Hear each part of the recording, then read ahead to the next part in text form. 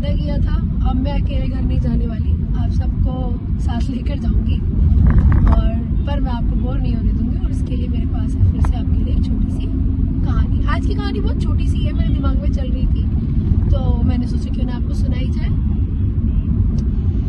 Okay, तो कहानी कुछ ऐसे है। एक गांव है, एक बहुत नॉर्मल बेसिक छोटा सा गांव, और उस गांव में एक बारात आती है। बारात जैसे जोरों शोरों से आपको पता है बारात का स्वागत किया जाता है गांव में, पर उस गांव में एक रिवाज है, एक आप बोल सकते हैं एक यूनिक, एक अलग हटके रिवाज है।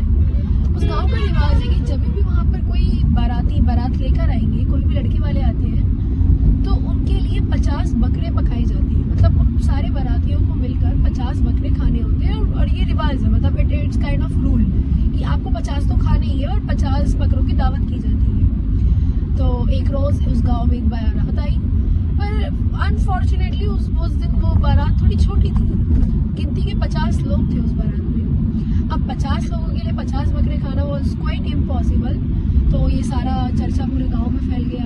बाराती आए तो लोगों ने लड़की वालों को बोलना स्टार्ट कर दिया कि आपके यहाँ तो बड़ी छोटी बारात आई है, इतने लोग कहाँ 50 बकरे खा पाएंगे। तो ये बड़ी शर्म की बात थी लड़की वालों के लिए, गांव में उनकी रेपुटेशन का सवाल था। अब क्योंकि लड़की वालों की बेइज्जती हो सकती थी तो उन्होंने ये बात लड़के वालों से शेयर करी कि आप लोग बहुत कम हैं, हमने जितने लोगों की उम्मीद लगाई थी उससे कम लोग आए हैं, तो अब अगर आपने 50 बकरे नहीं खाए तो हमारी बेइज्जती हो जाएगी। अब ये सुनकर दूल्हे को अपने होने वाले ससुराल के लिए थोड़ी हमदर्दी आई। उसने बोला कि भाई मुझे नहीं पता, आप लोगों को मिलकर ही 50 बकरे खाने हैं, वरना मेरे होने वाले ससुराल की इंसल्ट हो जाएगी, हमारी बेइज्जती हो जाएगी, गांव में रेपुटेशन खराब हो जाएगी। अब ये सुनकर सब लोग टेंशन में आ गए क्योंकि 50 लोगों का 50 बकरे खाना मुश्किल था, इम्पॉसिबल था। उन्होंने बोला कि हम 5 खा लेंगे, भाई हाथ मार के 6 खा लेंगे, पर इससे ऊपर खाना तो इम्पॉसिबल है। अब ये सारी बात सुन रहे थे साइड में बैठकर दूल्हे के दादाजी, जो घर के बड़े बुजुर्ग थे। उन्होंने काफी देर तक सबको परेशान होते हुए देखा। हर जगह चर्चा चल रही है कि मतलब कानाफूसी चल रही है, कम लोग हैं, ज्यादा बकरे हैं, अब क्या होगा, बाराती खराब बारात आई है, बेकार बारात है, इस तरीके की बातें बन रही है। तो उनके दादाजी ने सबको बुलाया, बारातियों को ओके सॉरी। तो उनके दादाजी ने, बड़े बुजुर्ग ने सबको बुलाया बारातियों को, और उन्होंने कहा कि एक काम करो, आप इन्हें बोलो कि हम आ रहे हैं, हमें मतलब परोसा जाए, हम बैठते हैं दस्तरखान पे और 50 बकरे हम खाएंगे, पर आप मेरे बस एक बार मुलाकात करा दो लड़की वालों से। तो सबने पूछा भाई, मतलब दादाजी ने ऐसे बोला कि 50 बकरे खा लेंगे और खाना मुश्किल था, तो सबने पूछा कि ऐसे कैसे होगा। तो दादाजी ने बोला वो सब आप मेरे पे छोड़ दो, मेरे पास इसका अच्छा सोल्यूशन है, आप बस उन्हें बुला लो। तो यही सुनते हुए अब दूल्हे के घर वालों ने सोचा कि चलिए, मतलब उनके पास कोई अच्छा सुझाव या सोल्यूशन जरूर होगा, तभी वो ऐसा कह रहे हैं। तो ऐसा सोचकर उन्होंने लड़की वालों को बुलाया।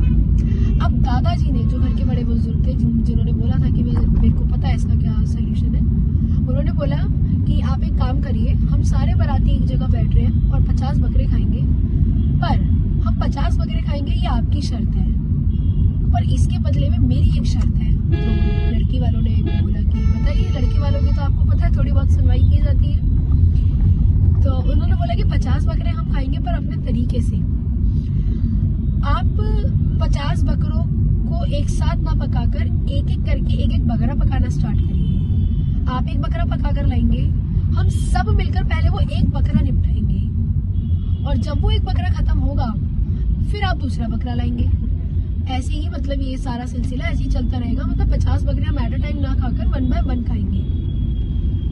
तो वहीं पर लड़की वाले थोड़े हैरत अंगेज रह गए कि इन्होंने तो बहुत अच्छा दिमाग लगाया।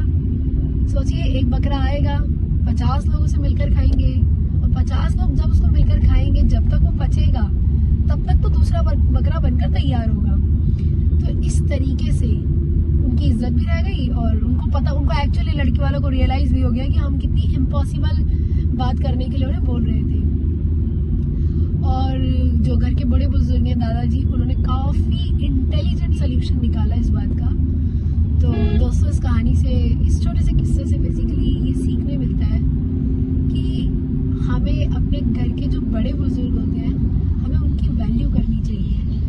वैल्यू इन द सेंस कि वो यूजुअली हमारे फैसलों के बीच में बोलते हैं, हमें रोकते हैं, टोकते हैं, तो हमें कभी कभी बुरा भी लगता है। तो बुरा नहीं लगना चाहिए क्योंकि वो हमसे ज़्यादा एक्सपीरियंस्ड है। तो कभी कभी किसी किसी चीज़ का एक बहुत ज़्यादा इंटेलिजेंट और बहुत ज़्यादा मतलब एक विटी आंसर और सल्यूशन वो हमें बता सकते हैं, कर सकते हैं डिस्कस हम उनसे। ऐसा नहीं है नई पीढ़ी अच्छे फैसले नहीं लेती, नई पीढ़ी भी इनोवेटिव और बहुत अच्छे फैसले लेती है, पर उस नई पीढ़ी में पुरानी पीढ़ी भी कभी कभी बहुत अच्छे फैसले लेना जानती है। तो we should respect them. I hope आपको ये किस्सा अच्छा लगा हो। मे बी आपने कभी अपने दादा से, नानी के मुंह से, नाना के मुंह से ये कहानी सुनी भी हो, तो आपको थोड़ा सा नॉस्टैल्जिया हिट हुआ होगा। बाकी मिलते हैं मेरे कल के सफ़र में।